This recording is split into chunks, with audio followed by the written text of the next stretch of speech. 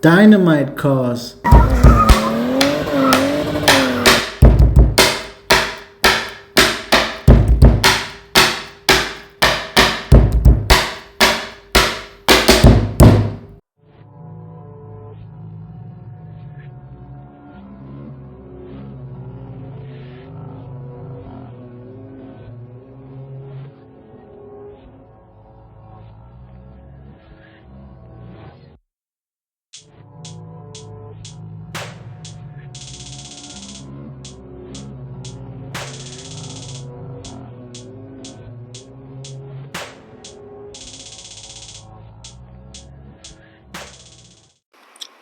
Welcome to Dynamite Cars, and there's a favorite one today.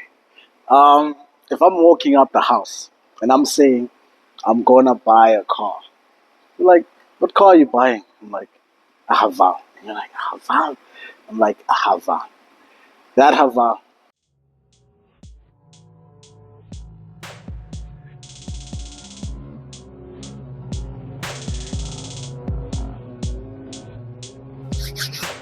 Welcome to the H7.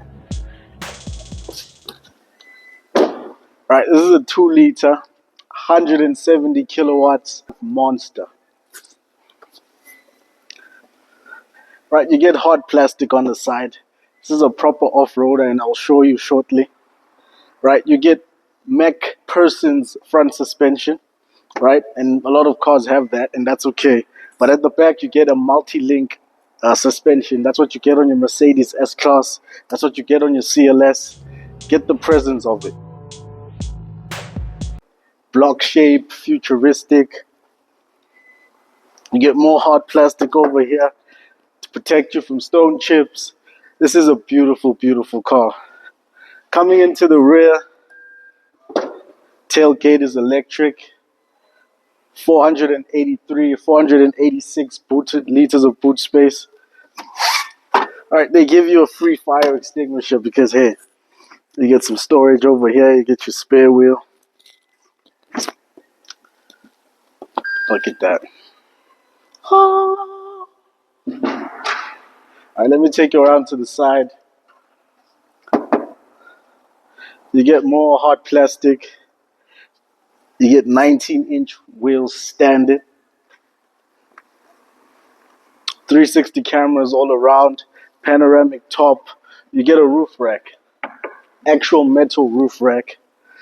So this is a camper.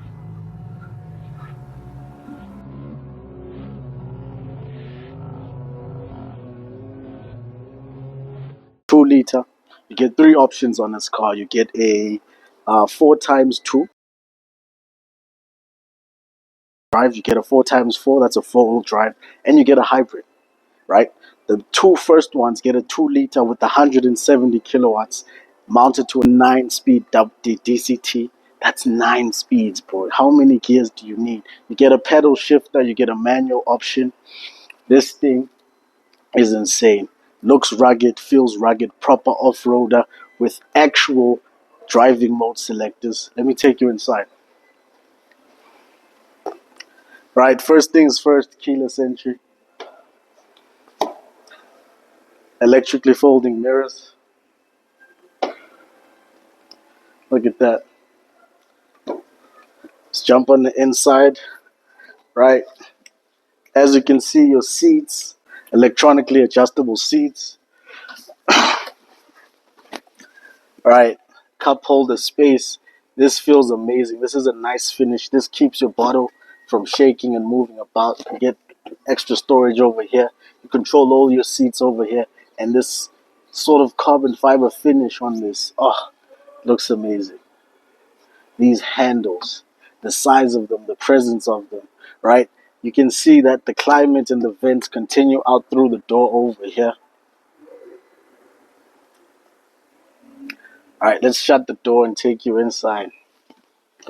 Right, coming into this, get your pedal shifters. Remember, this is a 9-speed double clutch transmission. This is your gear selector. Look at how cool that looks. All right, let's move this right here. You get cup holders, heating, and they have cooling as well. Right? You get a 14.6-inch display. All right, let's turn it on for you so you can see. This is massive. Right over here, your center cluster is a 12.3. These are huge screens, right?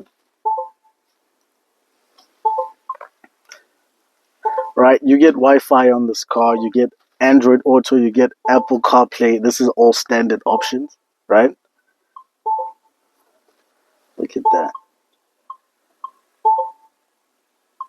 All right, okay. All right, let's do the home. Right, coming into your cluster, this is the main baby that I want to show you over here. So this is where you select your driving modes, right? Look at them over here switching up. You get sports, you get eco. There's also a sound effect. Listen, you get snow mode.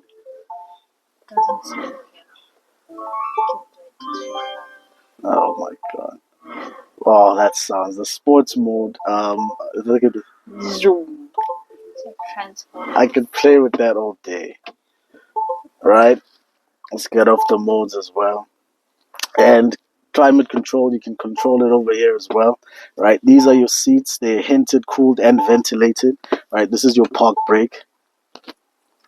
360 cameras, and this is your hill descent button. This is your auto stop start, and pop that trunk.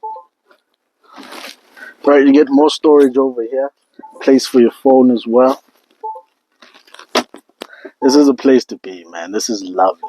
Right, 170 kilowatts, if I'm reminding you. Panoramic top, a place for your shades.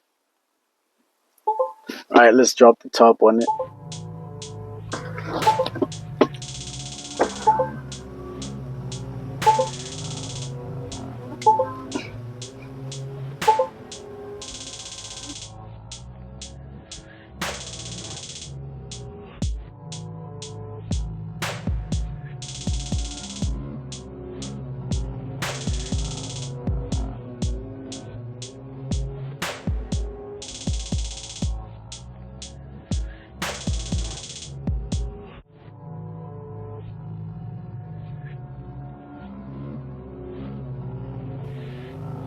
These are actually like a nice aluminium.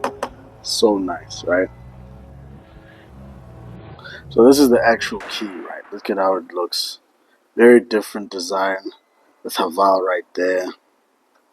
Very different, right? And the cool thing is that you can open and shut the boot with the key alone. Look at that. With just the key, right? And it has, let's look at that, opening it up. Right. Shut it. Lovely, lovely, lovely. This is the heart of the beast. Right, this is the heart of the beast.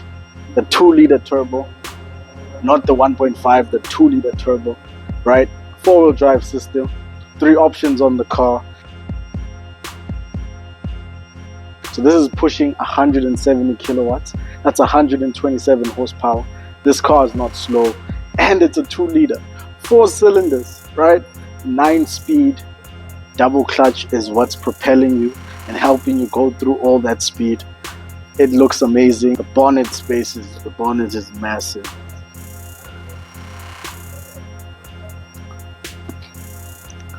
And it feels lovely. Wow. So what's the verdict on the beauty that is before us? Right, let's look at it, right? So the luxury is priced at 604,950, right? Synthetic leather, the 2.0 liter, heated seats, not bad. Panoramic top, right? The economy claimed figures are 8.1 liter per 100 kilometers, but you're looking at 9. Depending on how you drive, you're looking at 10. If you get the manual options, you could be looking at way less fuel consumption, right? Because this is not the 1.5, this is the 2 liter, meaning a bit better, right? Now, stepping into the super luxury, this is the mid-range car. You're looking at 674,950, which is a pretty substantial gap from the entry level, but you're introduced to leather seats, four-wheel drive system, so 4x4, right? And the economy figures are a bit higher because obviously 4x4, right? So it's looking at 9.1, looking at 10, right? The claimed is 9.1, so I'm thinking 10.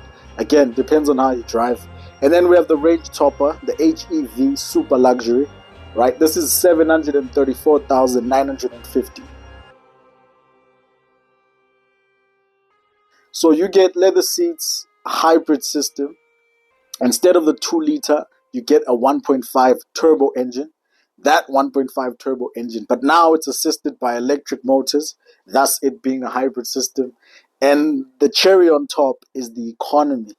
The economy jumps down from 9.1 on the 4x4 to 5.1.